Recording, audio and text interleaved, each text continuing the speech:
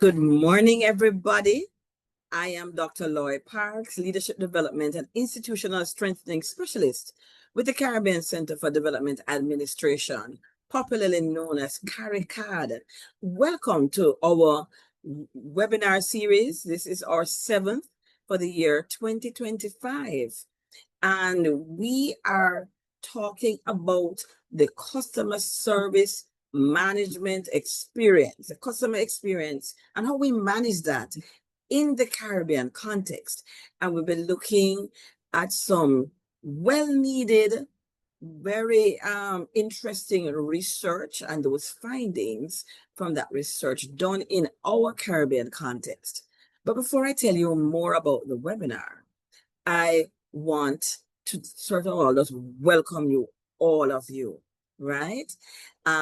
If this is your first time joining one of our webinars, where have you been? You have been missing out, but not to worry. Our webinars are recorded and you can access past recordings from our YouTube channel, Caribbean Center for Development Administration on YouTube, and you will see and be able to access past webinar recordings. And so if you're joining us for the first time, we see this as an opportunity for us to continue to learn, opportunity to network, and from the learning, help each other to succeed. And so we see this as a very important learning and development opportunity. And we want you to get the most out of it. And so to do that, there are a couple of tips we always share at the beginning of our virtual learning sessions. One is to remove our distractions by muting our phones, or if you can't mute the phone, turn the ringer down, close all software applications apart from Zoom. Just tell your colleagues, this is going to be my learning hour. If you would just allow me that time and space to just lean in and to focus and to get all that I can. Now, in the webinar, you're not necessarily asked to use your microphone, but if you wish, when we come to the time for discussions, then of course you want to ensure that your microphone is working. Thankfully, bandwidth has improved and continues to improve in our region, but sometimes that is a challenge. And if you're able to, plug in your internet cable, all right? And of course, we're going to invite you to use the chat feature. Some of you have started to use it already, to pose your questions and comments throughout the webinar. And so we always want to know, where are you joining us from today? Now, this is a general map of our CARICOM region, but we know you could be even joining from outside of that region. And so can you use the chat and let us know where you're joining us from today? And I know some people have already started to do that. So Annette is joining from the BVI. Always have a special welcome for the BVI, right? I want other countries to be jealous. BVI has mandatory learning hours for its public servants, right? And so one of the ways in which they cover those mandatory hours is through participation, attendance in our webinars. So BVI crew, special welcome. Olympia from St. Lucia, welcome. Roxanne, Abara, my good friend from the BVI, welcome. Colette from BVI, Anessa from BVI, Pamela, yes, Agnes is joining from BVI. Hi, Ralph and Angel Leon. Venetia joining from Jamaica, one of our alumni, welcome. Crystal is joining from the BVI. Let's see, Rena, hi Rena from Anguilla. Fayan Jordan from Anguilla. Rena from Anguilla. Fayan Jordan from Barbados. Nichelle, I think you're another of our alumni from Guyana. I see quite a few people here from Guyana. Yes. Right. Hemwanti, Tamika, Wayne, from all three from Guyana. Kiasha from BVI, Daphne. Hello, Daphne from the BVI. Daniel from Guyana. Shania from BVI. Valencia from Guyana. I want to give a special shout out to Soyinka Grogran, who is a member of the CARICAD board, who is with us from Guyana. Mr. Denise from Antigua. Miguel, our esteemed alumni, and I dare say associate consultant, who is joining us from Atlanta today. Yes. Nicole, esteemed alumni, also joined us from Antigua. Violeta, I hope I'm pronouncing that name right, from the BVI. Jennifer Hunt from Barbados. Once you say the Hunt, you know it's a Bajan in the house. Yes. Shireen Sims Landell from the Ministry of Economic Growth and Job Creation, Jamaica, our esteemed alumni. Welcome, Chief Internal Auditor Shireen. Clendy from BVI. Heidi from St. Lucia, Martin also from St. Lucia. Bibi, hello, Chief Personal Officer from Guyana. Bibi Muller, welcome, Bibi. Right, Shaniza from Guyana, Latoya from Guyana, Kimo, another esteemed alumni from Guyana, Lucian from Jamaica, Jillian, another alumni, and Malika from Trinidad. Yes, Clendy from BVI. All right. Okay, Toya also from the BVI. All right, so good to have you all. And so you can continue to share where you're joining from. I see Lokoy from BVI. And we are curious, myself and our facilitator presenter today. What are you most interested in learning? What are you most interested in learning about? What you want to learn about? What are you curious? What questions sparked in your head that said, you know what? I want to log in, register for this webinar because I have some questions and would like to start to get some answers. I noticed I said start to get some answers because we're not necessarily saying you can get all the answers.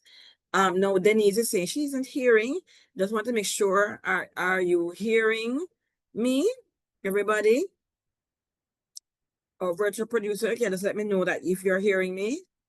Or some persons are hearing. So I will ask our virtual producer.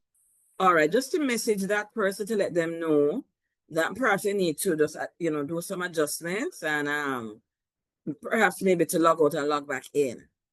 All right, so most people are hearing me. Great. So I am curious. You can either raise your hand or you can type in the chat. What do you really want to learn? What are you most interested in learning about from this webinar? So I'll give you a moment to think about it.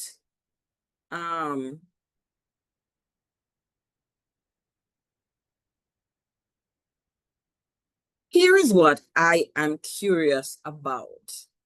I am curious about how can, given our history, where a lot of times because of the colonial and slavery past, we tend to see service in a negative light. We see service as servitude, how do we tackle that on? Because I don't think we want to be saying, oh, this is an excuse why we can't have excellence in customer service, particularly in our public sector context.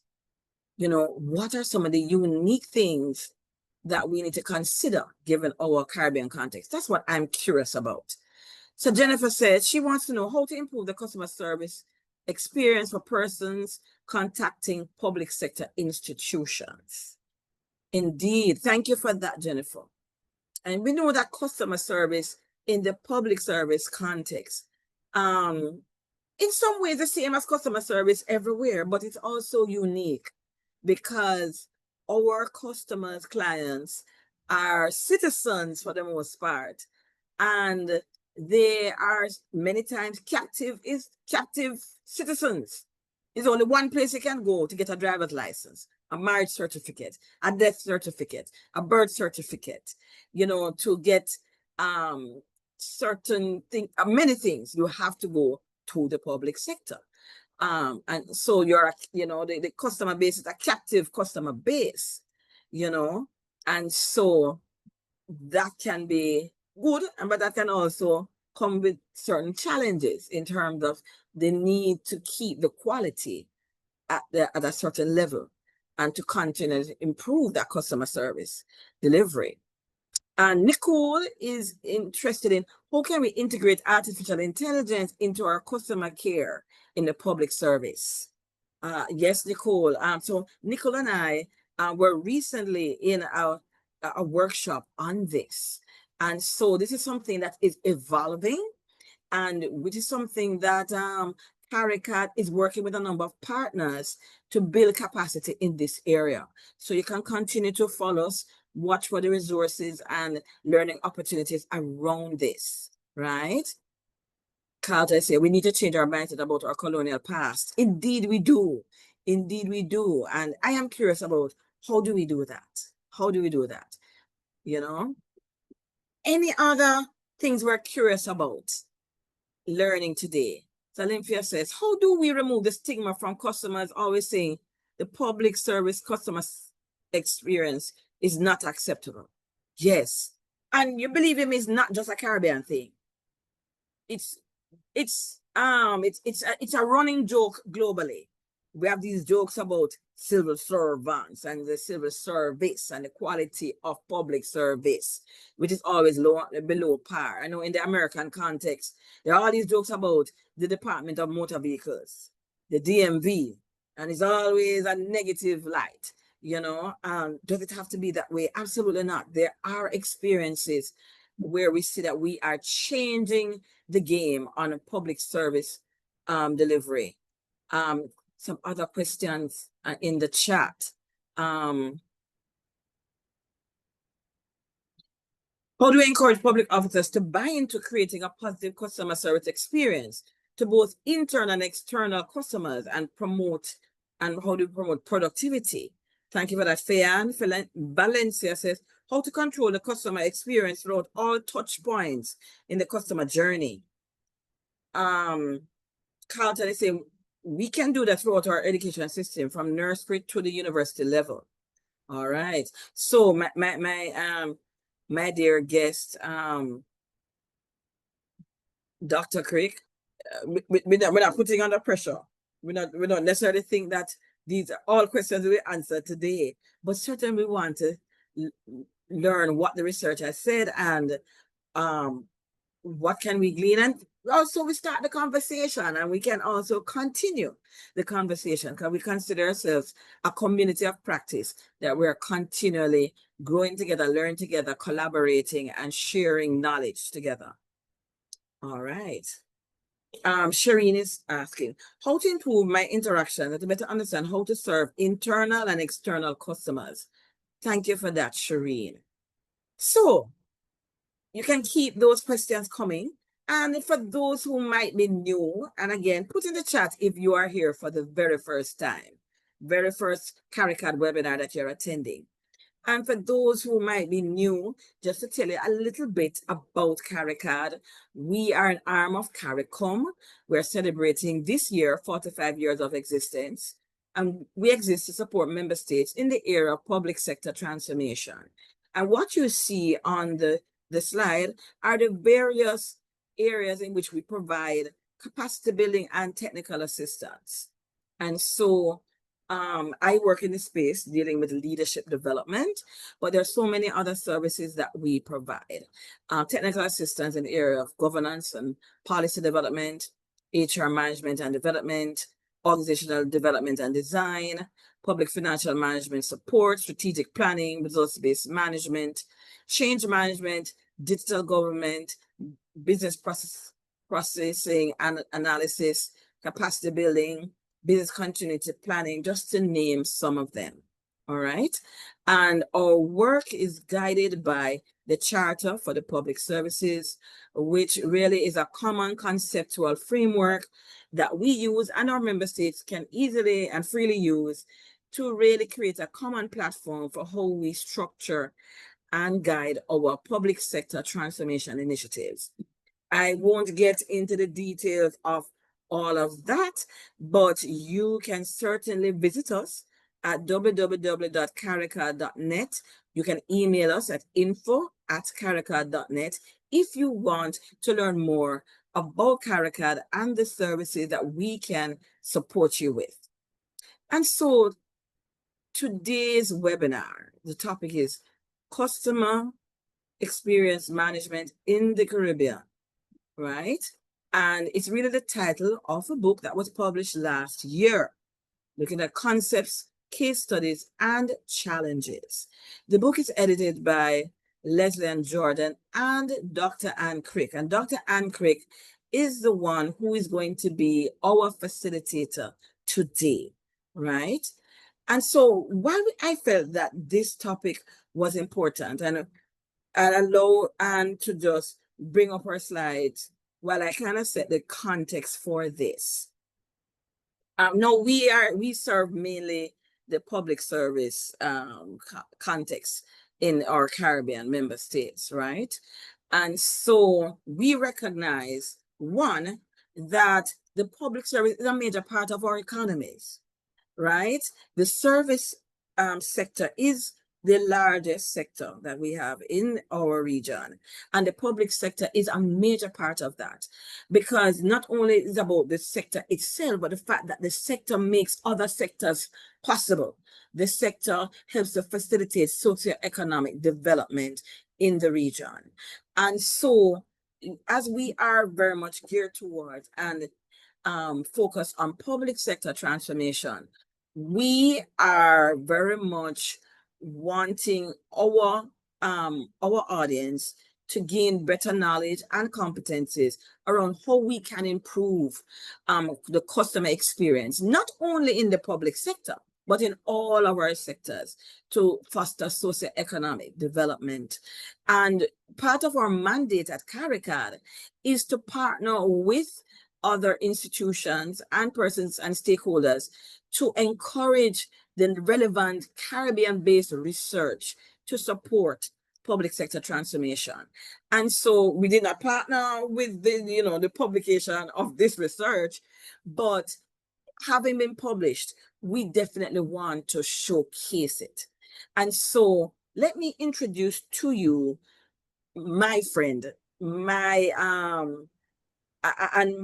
like to think of her as the person I want to be when I grow up, Dr. Ann Crick. Dr. Ann Crick, believe it or not, don't let that youthful face fool you.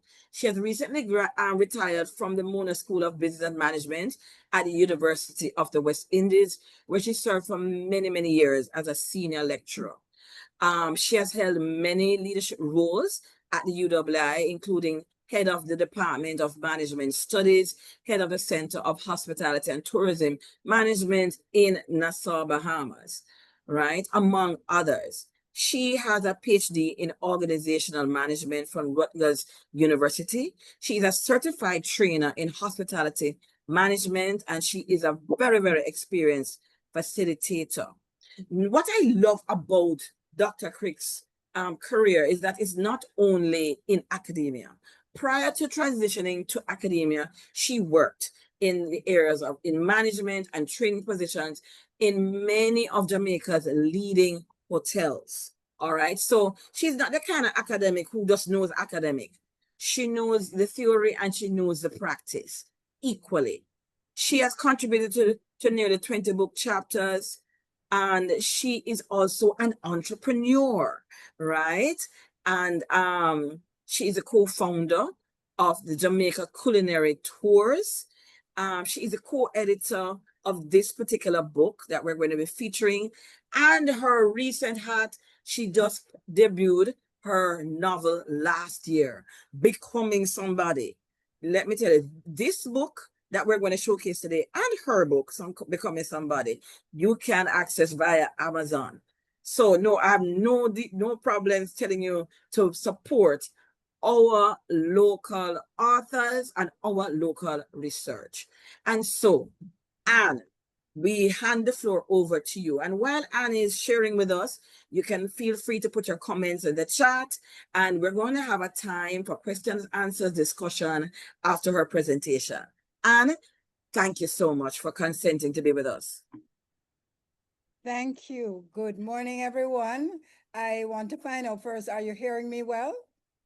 Hearing you loud and clear. And seeing you also. And you're seeing my screen? And seeing your screen. Perfect. Okay. Well, you forgot to mention we're also church sisters, Dr. Park. Yes! That is very bad, very much so. Very bad, but uh, thank you for inviting me here, and it's my pleasure to speak with the members of CARICOM, my community, my Caribbean community, and to share with you my passion, which is customer service and customer experience. So I will be drawing primarily from this book that I co-edited last year, but I will touch on some of the questions that you asked, but we do have a Q&A afterwards, and I am going to be asking you to bring back up those questions so that I can answer them for you if they have not been answered.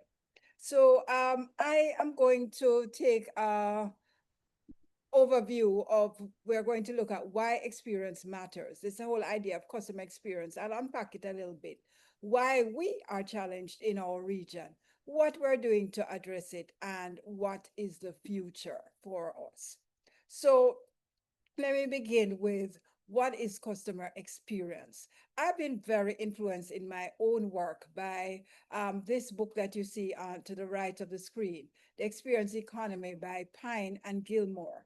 And you see that they say work is theater and every business is a stage. So when we are performing service, we're actually going on stage.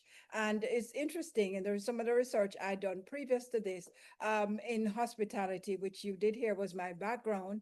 Um, Many people think of it as going on stage to perform. But before we get into that, let me build on what did Pine and Gilmore say. They say that most economies start by extracting commodities. So we know what that means, drilling for oil, coal, etc. And in our case, we're agrarian and agricultural, so that was our foundation. Then economies progress to making goods, and then to delivering of services. And in our region, we are no exception. About 70% of us are working in a service sector. And that's what happens as economies develop. You become more engaged in delivering services. But what Pine and Gilmore were talking about is that we move beyond that. We move to staging experiences. So let me use examples they used in the book. One of the authors talked about, when I was growing up, for birthdays, my mom used to bake a cake. Then he said, after that, mom, we got fancy. So mom used to go to a bakery and buy a nice cake, which was decorated and everything. And then we moved to the staging of experiences where we'd actually go, in their case, to a Chuck E. Cheese or a theme park or something. And this is where you would have and we're all familiar with this because we see it all the time, the face painting, the clowns, the games, the activity, where the birthday becomes a huge experience. And that is where we are. So staging experiences are really about creating memorable. Now, let me stop to say creating memorable experiences in the good sense of memorable, not in the sense of, the experience is so horrible you can't stop talking about it, but in the positive sense of experiences. So that is what the experience economy is about. So where are we in the region? Of course, as I said, most of us, 7 out of 10 of us, are working in the service sector. We are focused, therefore, on delivering service. Sadly, we often do it badly. We want to talk about now, how can we go to the stage of adding value? And what we were doing in this book, we did two different things. I took the perspective of talking about what are some of the challenges that we face looking back at our past, as you heard Dr. Parks mention a little bit of that. But there were parts of the book now where people talked about what they're actually doing, and that is the future. And I'll briefly speak to some of that. Somebody asked about AI, and I'm going to again touch on that, and I can go into it a little bit more afterwards. But our times are changing. Emergence of AI is a good thing. I don't think a day passes where I don't talk about or hear talk about AI, because it has transformed everything that we do. So isn't that wonderful? But guess what? It raises expectations. What do people expect from us? Because they can go to Claude or Chat GPT and get something the twinkling of an eye. They're expecting that from us too. So why you don't know? Why aren't you able to predict and so on about me?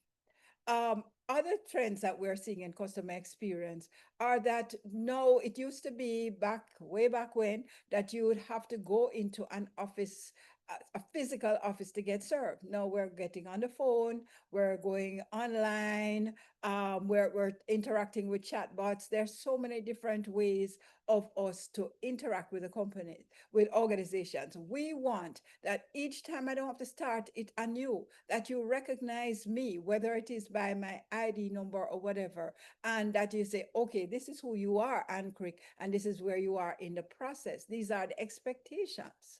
But people also have expectations of sustainability. We want to know that the organizations we're dealing with are taking care of the environment, because now we've done such a great job of talking about climate change and so on that people have a concern about that. They also have a concern about, and I know it's become a bad word, but it's never going to be a bad word for me, DEI, inclusiveness of people. So, can I get into your space? Are you dealing with people who are differently abled? Are you, and by the way, that's on the service side, on the staff side, as well as on the customer side. So, our customers are expecting more of us in that regard. And then self-service and automation is critical.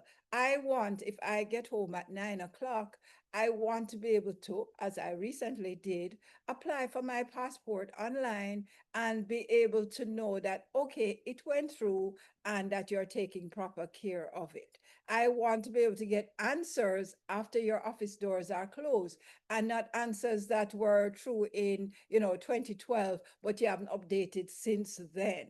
So self-service and automation are some of the things that we are expecting. I mentioned predictive analytics a couple of minutes ago. We need to be using the AI and other systems to know where our customers are going to be in the future. We actually want to be in the future ahead of them. So they're saying, wow, instead of, oh no. Community engagement is huge. I talked about, coming home from work and being able to go online and get information.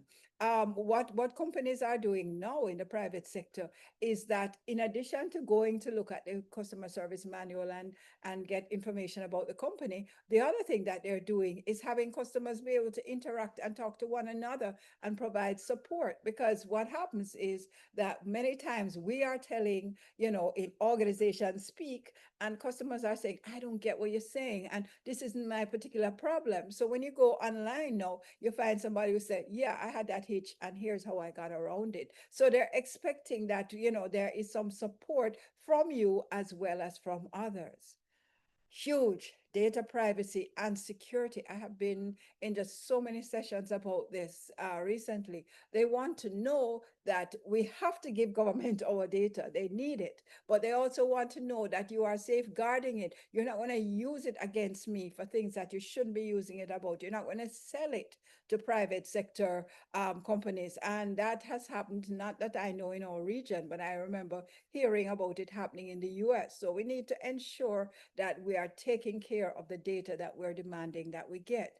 And a final point on this is they want to know that employee experience is good. Why is this important? Because, to put it in the simplest way, happy employees are going to create happy customers. We simply cannot treat people poorly. And I'm talking about much more than pay. I'm talking about working conditions. The biggest reason people leave their workplace is because of their direct supervisor. So that's another part of it. So the employee experience, what is it like? So these are some of the things that we have to think about when we talk about employee trends and customer experience trends, because how people feel about you is huge. Now, why do you care? For public sector, you're pretty much a monopoly. When I want my Jamaican passport, I must go to Jamaican government for it. Same thing with my driver's license and so on. Well, here's the thing. Our consumers are much more knowledgeable. They know that they should be treated better. They're also having many more avenues to complain about you. So, first time you'd go somewhere, you'd be upset, and you come out and you tell your friend, oh, I just went 3 hours in the tax office and they don't know what they're doing, etc. No, you are in the tax office on your telephone, on your smartphone, telling people what you think about experience and complaining about it.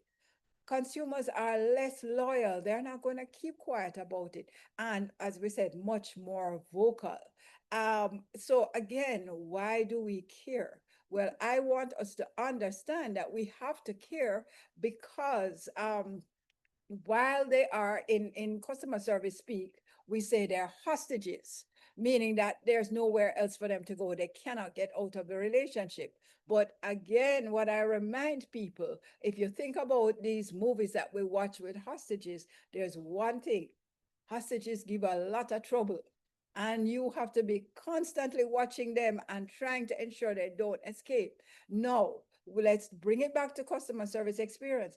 You have hostages in your waiting room, on the phone, etc., especially in the waiting room. Trust me, when one person goes off, they set off the entire room. Why we have to wait so long? Why don't I get more staff? Blah blah blah. And suddenly it becomes a ripple throughout the room, and suddenly you have a whole bunch of agitated people who you have to contend with. You do not want hostages, trust me. So, are we ready for this new customer experience issue? Well, I have to say, generally, we are not.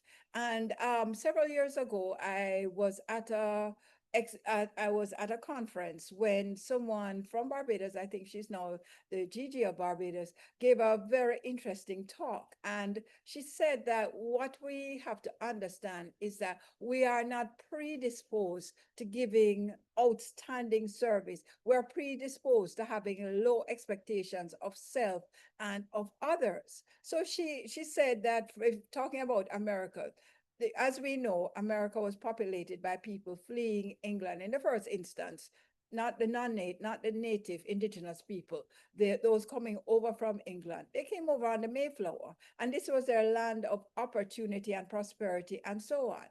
Some of us, most of us here, would have come over on a slave ship. And therefore, we have differing expectations. We were in survival mode. Anything would do. In fact, we know from slavery, we got the what left, and we just had to do things with the what left and survive. So, what does that mean now in modern day context? What she said was that what it means is that when there is a issue of service, we have been taught to suck it up. As we would say in Jamaica, a sort of thing set. That's how it is. But the person coming from outside, that's not how they think. They have a higher level of expectation. So they may use an example similar to the one she gave. You go into a restaurant in the Caribbean, and if you're in Jamaica, you go in and you've heard all about this ackee and saltfish, and you say, boy, they do the best one. So you say, can I have a serving of ackee and saltfish? And the person says, it done, or we have it. And you get all agitated. Probably not. You're like, I knew I should have come earlier, because that's just the way it is. I can't always expect this much. An American, and I did work in hospitality, so I have seen them, would say, but why is it finished? It's only 8 o'clock in the morning. Or why didn't you tell me it was finished? Why did you wait until I ordered? Blah, blah, blah, etc., etc. So they have differing expectations. Where are we at? We have to stop with the slave ship mentality. We have to adopt a different mentality, a different way of thinking about things. Will this be easy? No, because we're coming out of the plantation economy. And, sometimes UWI, where I used to work, people say, why are you always talking about plantation? Because this is what formed the systems and policies and ways of being that we work with today. So we will unapologetically always talk about it. And with that in mind, I want to take us through a cultural web which you see, you don't have this particular part, the left part on your slides, because I decided to add it to explain what's the purpose of the cultural web. To understand an organization's culture by looking at 6 elements, and you see those 6 elements on the right. And by using this is one of my favorite analytical tools. We identify how these shape the organization's overall culture. So in one of my chapters in the book, I have 3 there, I decided that I wanted to use this to look at the culture of service in the Caribbean. What are the elements that are going to impact how we interact with one another, how we give customer service? So I'm going to walk us through the web, or run actually, because time is short, us through the web and show you. What I did was I drew on some contemporary research that talked about us. Are we suited for these customer service experiences that we want to give, or are we rooted in the past? So we begin with power. If we want to give customer service experiences, remember they're supposed to be memorable, in the good sense, we have to empower employees. So companies like Nordstrom in the US, Nordstrom is very famous for this. Nordstrom says, um, use no, rule number 1, use your best judgment. And then they say that is the only rule. Now, obviously we don't want to run amok with that in our private sector, in our public sector, but that's the kind of empowerment we're talking about. So how do we score in the region like that? Well, we have a preference for hierarchies, and we like to have decision making at the top. And if you think of public sector, that is definitely true, but it's also true of the private sector. So I'll go into organizations, retail organization, and I'll be standing up there forever to get a response, because it has to go to the manager and nobody else is empowered to deal with it. And there are high levels of stratification. Now, if we're talking about memorable experiences, that is going to go directly against it. Let's talk about our structures. The picture on the left shows a little bit about our structures, which is everything is centralized about one person. So it's of a similar point to the previous one.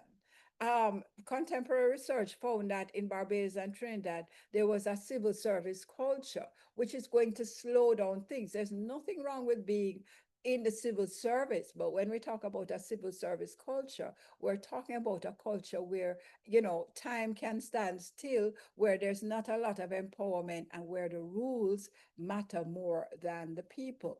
So let's talk about control systems. Well, in control, we generally say you can have 2 ways of thinking about how do you control people. Are you focused on the outcome?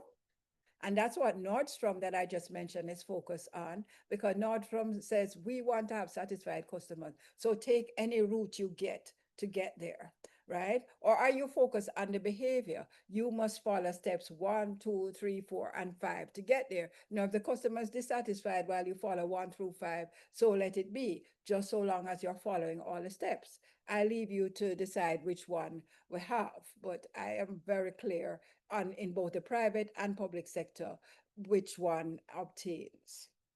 I know I'm moving fast, but you'll have questions at the end. Rituals and routines. So we're coming out of a plantation economy. In a plantation economy, everything is very seasonal, and we're governed by those particular seasons. This is very focused on bureaucracy, and it's very inside out. Now, what was probably one of the most fascinating things to me was when I did some Googling on this, just to find research. A Google search of Caribbean and bureaucracy brought up a word that you wouldn't expect to see there: corruption. You know what that told me? That in many cases, our systems are so ritualized, they're so slow, that what happens is people try to find a way around it. Now, remember, we said government is a monopoly. We in Jamaica were finding that there were many middlemen who were inserting them into the system, themselves into the system, to go and work the system for people.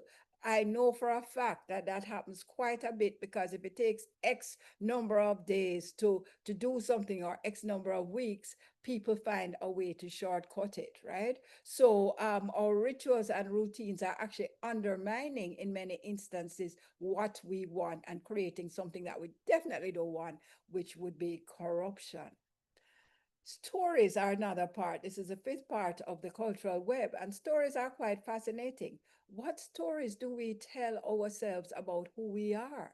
What are the stories we tell about who gets promoted and how do you get promoted? So let us have, let me use my own name, Anne, who has been there for 45 years and given very bad service or indifferent service, but Anne has, successfully climbed the ladder, because what matters here is just that you stay long.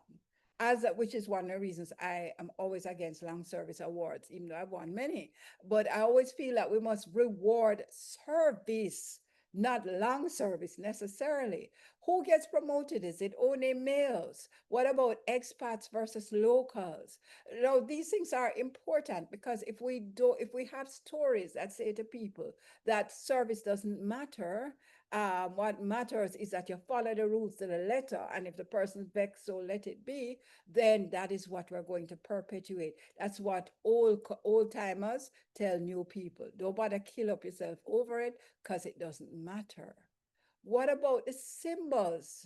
The symbols are important because they reflect what is important to us. So are our spaces designed in a way that says customer friendly, or are they designed in a way that says customer indifference? Do we have people who are in charge of the customer experience or not? What about our job titles? What about the space? Who do we reserve the space for? One of the things I remember that amazed me once, I went to IKEA, which many of us will know is a furniture store in the US, and they it's always crowded. Parking lot is always crowded, and you have to circle. But one of the parking spaces that was right outside the store was for the employee of the month. And that really resonated with me, because it said that employee, that they're looking at service and they're saying the reward for good service is that you get a prime parking spot. Is that, some people might say, I want money instead, but it showed me where their heart was at and how important customer experience was for them. That was a symbol of it. All right. So if we were to go back a few slides, I'm going to go back just to remind us where we are. This was the customer, sorry, this was a cultural web. So we have worked our way through the web. And then when we come back now to look at the paradigm is the thing that holds everything together. It's at the center. So I want to ask us, are we serving or are we controlling the public, right? Are we supporting the public or are we directing the public? Are we serving or are we enforcing? So again, think through these things, because the paradigm, the mental model that you have in your head about why you are there makes a big difference. So one of my colleagues of blessed memory, because he died earlier this year, used to make a big deal about whether we call it the police force or the police service. And at the time, I thought, oh, what difference does it make? It's just a word. But then over time, I began to recognize, I guess it does, because if you say police force, it says you're going there with all guns blazing. Or if you say police service, you're trying to serve the public. And yeah, that may require all guns blazing, but it is a different emphasis and a different way of thinking about things. So let our work culture is rigid where it needs to be flexible. You cannot create service experience with all this rigidity. Our focus on process, how you get there, rather than looking at the outcome and working our way back, is not helpful. And rules and regulations are often stifling the customer experience. All right. So just to mention a couple of, I'll be very brief in talking about a couple of the other papers or other chapters in the book. I wanted to end on a hopeful note, or to bring in a hopeful note for us, because things are happening. So there's a chapter by Anderson and Verna where they talk about the National Emergency Ambulance Service in Trinidad. And they're thinking about how can we rethink something that seems so mundane, the way that we do it. Do we always have to take everybody, ambulance is called, we have to take everybody to hospital? Or can we think of it differently? Can we save money? Can we enhance the customer experience by thinking of it differently? Then there's a nice paper by Smith Hall, who says that the key to future success in today's world requires leaders at every level. So remember, I said earlier that we often have the leaders at the top of the organization and everything has to go to them. Smith Hall is saying, no, we want them at every level. And she says, to reduce the risk and increase efficiency within operation, the lower levels of hierarchy should be exposed to leadership skills and insight. And then she talks about some distinct mindsets that we have to think about. Growth mindsets are more primed to approach and take on challenges. So growth means that we're constantly thinking, how can we make the customer experience better? As our learning and performance mindsets, learning from the customers, what do they want? How can we enhance this customer experience? Then there's another paper another chapter that I loved, which was from the hospitality industry, and it talked about Marriott. And why I love this chapter was because they talked about caring for the employees first, so that the employees can care for the customers. Um, Marriott's vision is to cultivate a culture of passionate associates who can answer the question, what is my why? So, how many people go to work saying, what is my why? Right? Why am I here? Because many people, I'm here for a paycheck, or I'm here to follow the rules 1, 2, 3, 4, whether or not anybody is served. So, what is my why? So they talk about some of the revolutionary things, not so revolutionary, some of the things that they do, such as employees who are coming for a job interview don't go around the back to HR, which is usually where HR in a hotel is, but they walk through the front so they can sense, what is this place like? They can feel like what it is to be a customer. They have daily affirmations. So think about that. Many of us leave home, it's been stressful, get up, the children, the husband, whoever, the wife, um, and the commute to work. And by the time we get there, our minds are all over the place. Daily affirmation to reset you before you interact with the public. The communication internally. Do we recognize each other? Do we celebrate each other? Do we celebrate moments of excellence? Do we have awards? So I actually don't love Employee of the Month or Year awards, because they are not that is too long a period. So one of the things I tried to introduce, even at my own institution, was catch people doing something right. Catch somebody doing something that's amazing, going over and beyond to assist somebody, and give them an award. It can be a tiny award, it can be a huge award. There was a CEO who actually gave people, an American CEO, who gave his penny became a symbol of his satisfaction, because once he saw an employee doing something extraordinary, reach in his pocket, what can I give you? I only have literally a penny, and he gave that. And people who now get that penny, because that became a way of awarding people, it's treasured. No, please, kids, don't try this at home. I don't think it'll go down too well in the Caribbean. But my point is that we don't always have to have a huge, big thing. A simple clap, clap, clap for Keisha or Michael or whoever is critical. So the focus on customer experience is going nowhere, but we can change that. Customer experience, customer expectations are increasing. We need to match that. So the areas we need to focus on are HR, right? We need to be focusing on maximizing staff engagement. I truly believe we have to begin from the inside out. right? We need to understand that we have to hear from our customers. How are we doing? Once a year is too irregular. We need to be hearing from them daily. We need to build in the system so we know what's working and what's not working. And we have to have a commitment to fixing it fast. And yes, we need to use technology, but we need to use it not in a way that is frustrating customers because it's endless. Your call is important to us. Please wait for the next available.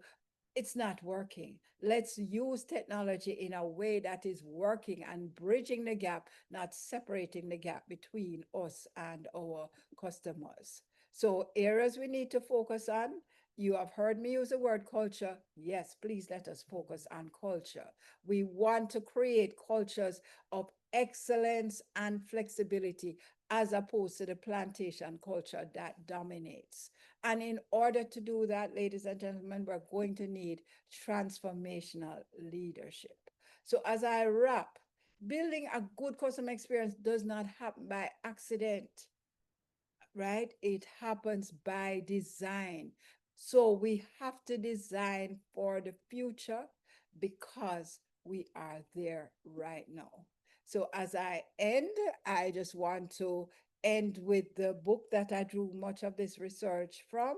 I put it up here because I want you to understand the book is on sale, big sale. As you could see there, it's available on Amazon for under $13, as opposed to the Kindle version. So if you can get it, I'm not trying to enrich me as an academic, you don't get rich off these books, but I do believe that there's so little research in this area that I do want you to benefit from the research that we do have and know it's a good time to get it.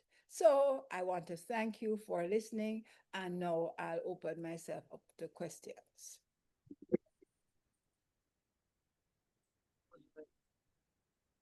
Was really, really rich.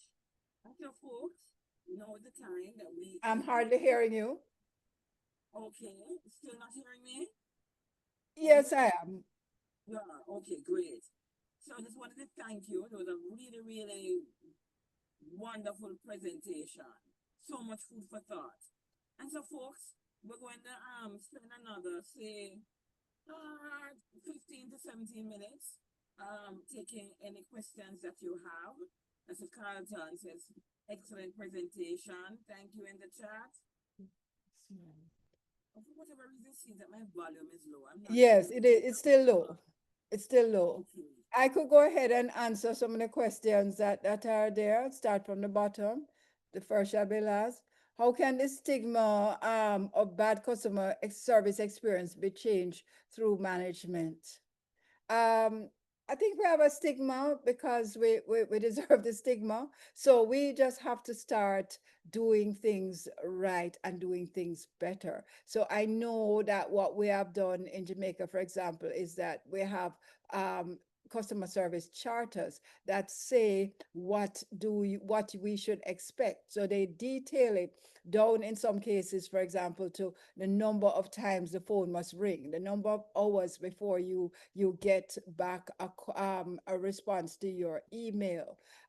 Those are some of the practical things we can do, because then the public can say, you said 48 hours and it has not been 40, it has been, 72 hours. I want to know why. And it also sets a target for us, the ones giving service, that it can't be when I get around to it. The clock is ticking and I need to go for that. So I think that, and also I was very impressed when I first heard about the NICE program in Barbados, which is actually a program.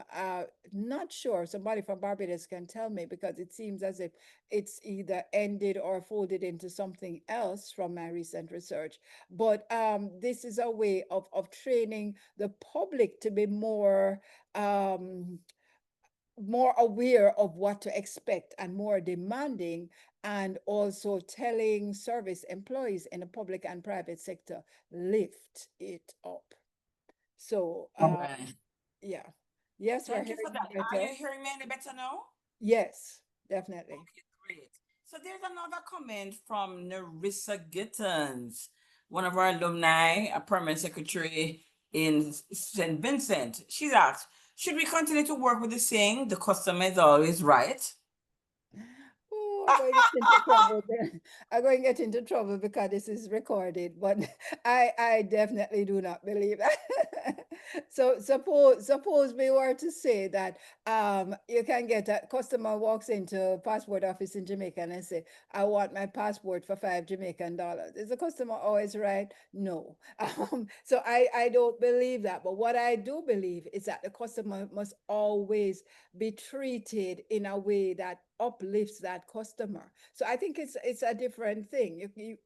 Customers may have what are unreasonable expectations, but we should not say therefore that this is an unreasonable person. So I think we need to do a better job, first of all, of preparing customers for what to expect. So, people get frustrated when they show up at an office and they don't have all the right papers, or the picture isn't right, and so on and so forth. So, the more information we can give customers ahead of time is going to help them. So I mentioned my recent application for a passport in Jamaica.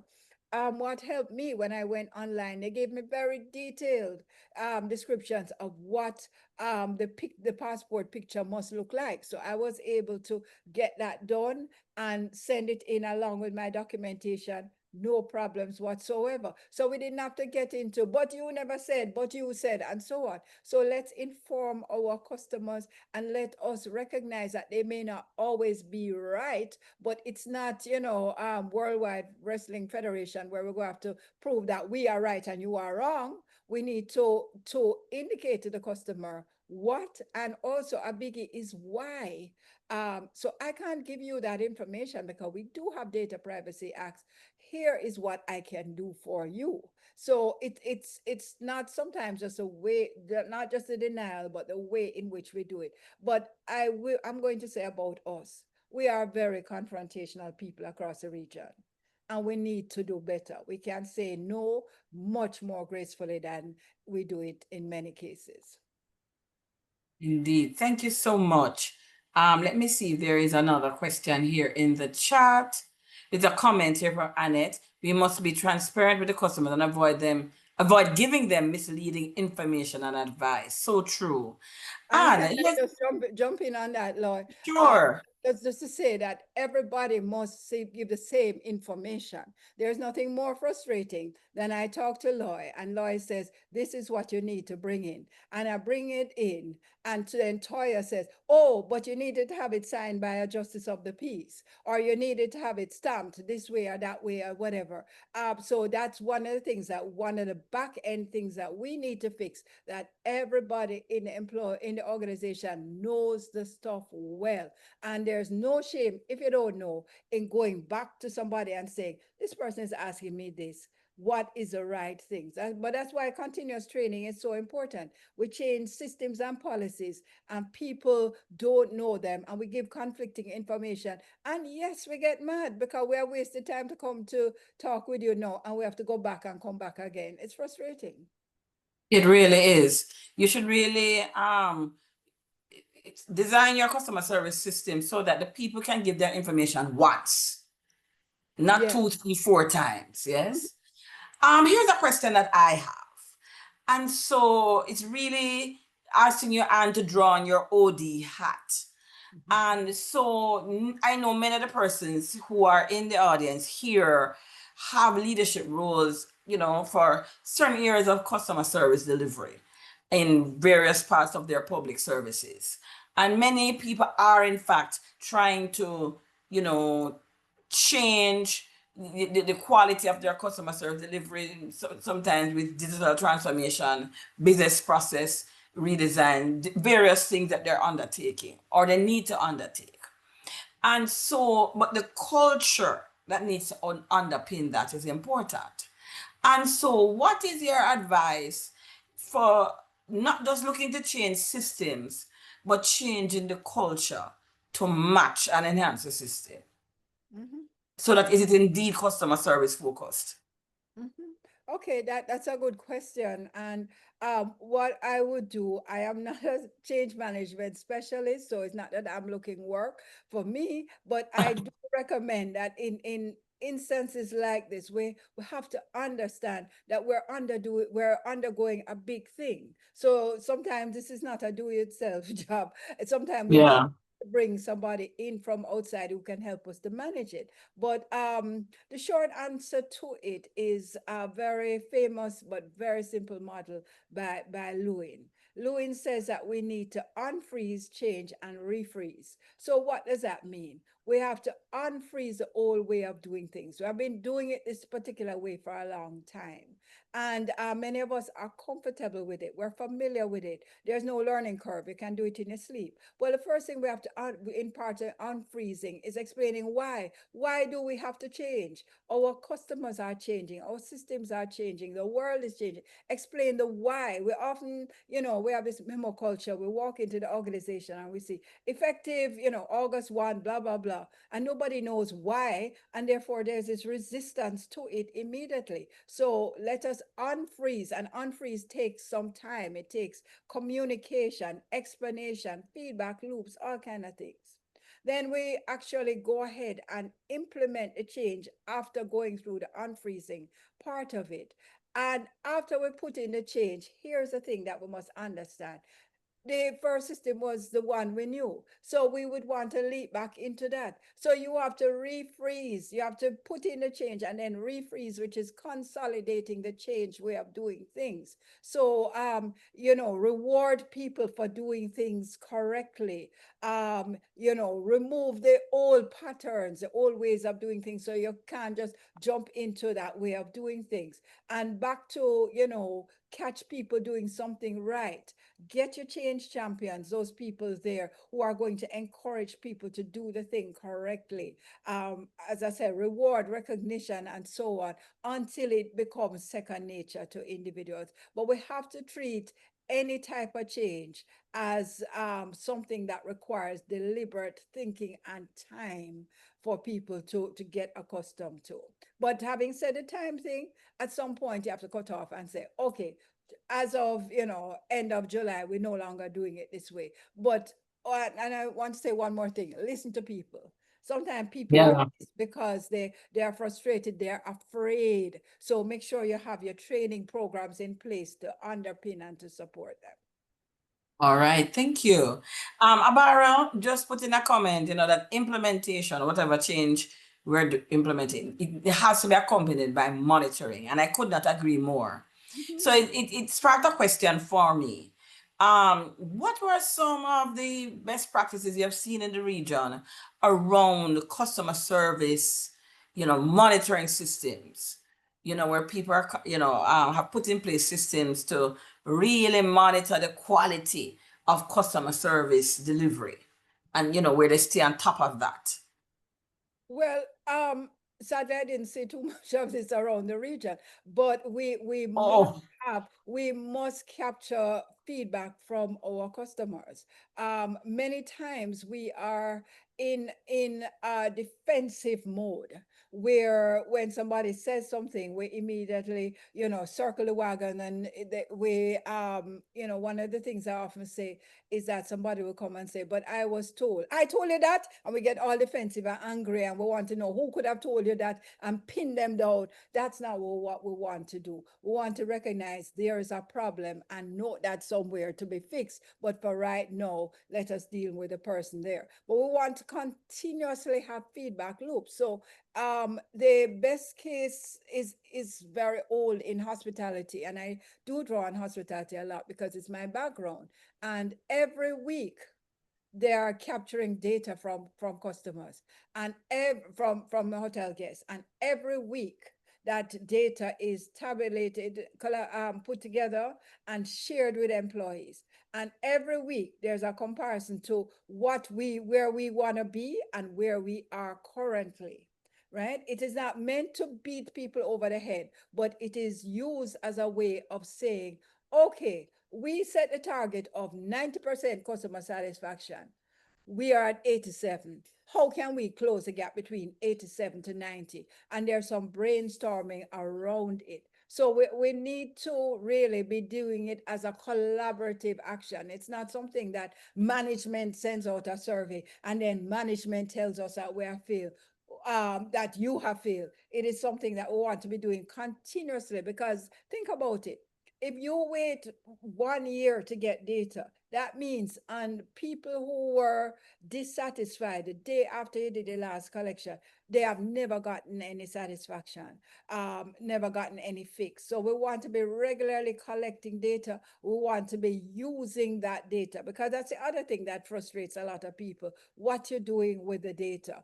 As a result, Yeah. when I would go into companies, sometimes they'll be like, can't bother, because nothing ever changes. So you have to be showing that we're taking this seriously and we're changing. So, just a plug for online as we talk about systems. So when people go and say, this is a problem, then engage them online and say, I'm so sorry this was your experience. This wasn't our standard. Can I inbox you to talk about it some more? And trust me, once the customers and the public know that you are interested in hearing from them, that you're not going to do the usual defensive mechanism, they're going to listen and they're going to give more feedback. And the more feedback, trust me, you want more feedback, not less. Right? Indeed. So, Abara from BVI, she has pointed out that the British Virgin Islands government actually has a customer service center and a Ratos platform, and that is used to monitor daily customer experiences. So that's probably something that we should, to follow up on and see how that is working and what Absolutely. lessons we Yes. can get from that. Tisana Farquharson, hi Tisana, Tisana, done it from the Ministry of Justice in Jamaica. She had responsibility for customer service in the Ministry of Justice. So happy to have you here. She says, we keep forgetting that our customers are the reason we're here. We don't really seek to listen and understand their needs. Too often, we're not meeting them where they are. Our systems, our mindset, and even our approach to training is often outdated. We treat training as if it's something just for juniors. But in reality, everyone at every level needs to keep learning and adapting. In the public sector, especially, we are held back by too many layers of bureaucracy. Meanwhile, the private sector, though not perfect, does have ability to move faster and tend to evolve more quickly because they are more profit driven, whereas the public sector is service driven. Yet we're not moving with the urgency that real service requires. So really, thank you for that comment, Isana. Thank you for that comment. So we are drawing close to the end of our webinar. I think we could probably take maybe one more question if you have it. You could quickly type it in the chat or even just raise your hand and we could allow you to unmute and just share your question. Just looking for any other comments or questions.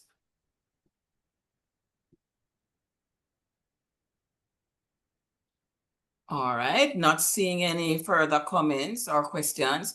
So with that, I'm going to ask you just to share with us finally, if we take away nothing else from this webinar, what would be the one big idea that you want us to remember?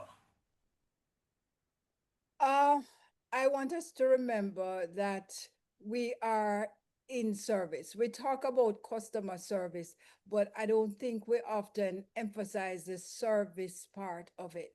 And as I started with, we're moving from just a service to creating an experience for our customer. When I do research, I often say to people, what do you want customers to be thinking of when they leave your organization? And why I ask that question is that we're always thinking something. If you go to buy a burger, you're thinking, oh, that was faster than I expected, or that was really an awful experience, or whatever. What is it that you want them to be thinking of when they leave the tax office, the passport office, the hospital, the law court? What is it you want them to be thinking? Once you know that, then you work your way back so that you can create what's going to make them think that way. So, having them sit on a hard bench, not knowing what is going on, that everybody is uninformed and the AC hasn't worked in 200 years and so on, that's not going to create them walking away and saying that was not as bad as I thought, for example, or people in there are really helpful or informed and so on. So once you design that, and that should be a collaborative experience, make that filter all the way down through the organization so that the porter knows that, the security guard knows that, the receptionist, the so-called information person knows that, the parking attendant knows that, and that they say, for my particular job, what I therefore have to do to create that end is X. Many times people don't understand. I'm just here to lift the barrier so that people can come in to and park their car. So I don't know that that's supposed to be a pleasurable experience for them, and I'm supposed to assist them. So sometimes, fight broke out between us or whatever. We need to have everybody know what is their role in this experience that we're trying to create. And thank you so very much. And I just want to reference something in the chat that Ellie Pursue put, and I think it was worth reading, and it captures some of the very points. And she talks about the fact that with customer service, our greatest challenge lies in implementation. And she puts in a 4-point process for how do we address this gap. 1, document each step in our customer service process. 2, assign clear ownership and accountability for every task. 3, monitor compliance through regular audits and feedback loops. And 4, reinforce best practices through ongoing training and performance reviews. I love that. Oh, it's a he. Oh my goodness. Ellie, did I say she? I'm so bad because I've been looking and say whether this was male or female. So you're very much a he. Thank you so much for sharing that. I mean, I've literally copied it myself because I thought it was so well put. And it is my absolute delight to have had you. And you're seeing the comments in the chat. Thank you so much for taking time out of your very busy schedule and for sharing with us. And folks, remember that the book is on sale on Amazon now, and I really highly encourage all of us to get a copy. We don't have enough Caribbean-based research. We have to tell our own stories, do our own research about our own experiences. Otherwise, when we use things like a chat GPT, what you're getting are things that are based on information coming from outside of our region. So we have to be very consistent in creating our own knowledge, our own homegrown, Caribbean grown solutions. All right. So thank you very much. And so with that, I just wanted to just let me just share back my screen. It's just a few announcements, which is, we will be on our break from our webinar series for the month of August. We will resume in September. But in the meantime, if you wish to find out more about the services that we offer, our website is there, www.caricad.net, and email us at info@caricad.net. And before you all go, our virtual producer will be placing in the chat, which I've placed in the chat, how you can stay up to date with CARICAD, all the various links to websites and our various social media pages. She's going to also put the link to the evaluation. We believe that feedback is a gift. And in keeping with, you are our customers here today for this webinar. And we want to assess what was the experience you had in this webinar. So there is a survey link that's now in the chat. Just click on it. It's not very long. And we just want to hear back from you, how you found this experience. And I believe it also allows you to share if there are other topics that you'd love us to cover in future webinars, that you can also place those there. All right. So once you click on the link, it will pop up in another window and you can just fill it out. Trust me, nothing more than a minute. All right. And so with all of that, it is my delight to just thank you for being with us. And we ask you to enjoy your summer holiday. and be back with us in September when we resume our 2025 webinar series. All the best to everybody. Take care now.